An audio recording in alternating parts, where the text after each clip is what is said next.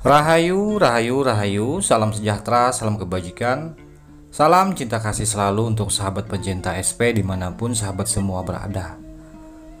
Pada tema Sang Kinasih Satrio Piningit kali ini, kita akan mengangkat satu judul yakni Dilema Sang Kinasih Satrio Piningit.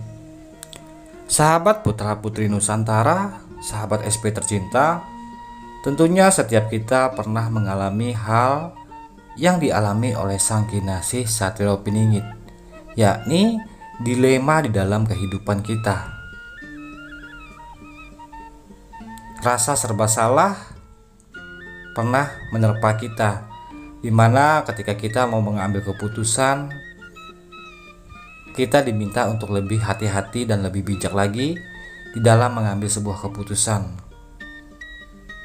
karena dampaknya pun akan menjadi bumerang apabila kita salah di dalam mengambil keputusan. Terlebih lagi keputusan di dalam menata dan memperbaiki hal yang telah rusak di bumi Nusantara kita. Sang Kinasih Satrio Piningit mengalami dilema besar saat melihat keadaan putra putri Nusantara yang kini sebagian banyak yang gila, banyak yang depresi, banyak yang stres menghadapi tentang akhir zaman. Banyak yang menjadi depresi, stres, dan justru malah marah-marah di sana sini akibat ketidakkuat hati dan pikirannya di dalam menyikapi tentang fenomena akhir zaman, sehingga yang terjadi depresi tingkat akut menghantui kehidupan sehari-harinya. Cenderung suka marah, emosi yang berlimpah-limpah, dan marah-marah yang tidak jelas. Ini semua menjadi dilema buat Sang Kinasih Satrio Piningit yang sedang mengemban tugas untuk membawa pencerahan teruntuk para putri putra Nusantara, para generasi Nusantara. Di mana di dalam tugas Sang Kinasih Satrio Piningit menghantarkan generasi penerus bumi Nusantara membawa pada era keemasan, era kejayaan. Di sana Sang Kinasih bukan saja berperang melawan serangan dari hal-hal gaib ataupun melawan dari orang-orang luar daerah, luar bangsa, luar negeri yang ada kepentingan ingin menguasai bumi Nusantara kita. Dilema ini sangat terasa besar bagi Sang Kinasih ketika yang dihadapi musuhnya adalah saudaranya sendiri dari kalangan putra putri sendiri, putra putri Nusantara yang menghuni bumi pertiwi ini. Di sana Sang Kinasih menghadapi orang-orang yang stresnya tingkat akut, stres setingkat dewa. Di sana hanya bisa berdiam diri dan masih mencari solusi untuk mengatasi manusia-manusia yang sifatnya anarkis, yang ingin memecah belah, bahkan ingin selalu mencari permusuhan di antara sesamanya. Tentunya sebagai Sang Kinasih Satrio Piningit yang memiliki di dalam jiwanya segala sikap welas asih, tentunya di dalam mengambil keputusan ini beliau tidak mau memperturutkan hawa nafsunya ataupun sikap emosinya kepada saudaranya sendiri. Ajaran kasih sayang yang pernah hilang, ajaran kasih sayang yang lembut hati dan lemah budi pekertinya, dulu pernah diangkat ke atas langit, hilang dan diangkat ke atas langit.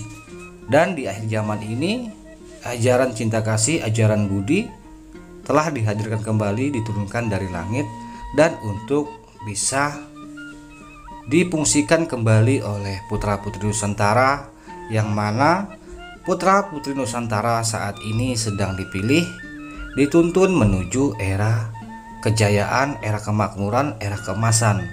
Inilah salah satu tugas besar dari Sang Kinasih Satrio Piningit. Namun yang menjadi dilemanya adalah ketika ajaran cinta kasih ini harus dibenturkan, dihadapkan dengan orang-orang yang membencinya, orang-orang yang stres di dalam memahami tentang akhir zaman. Untuk itu hal yang paling penting adalah jangan sampai terjadi gesekan dan perpecahan. Itulah mengapa Sang Kinasih perjuangannya tersembunyi dan terselubung. Perjuangannya tidak seperti yang kita pikirkan, berjuang mengangkat senjata dan saling membunuh dan membasmi satu dengan yang lainnya. Tetapi perjuangannya dengan cara yang tidak kita duga-duga.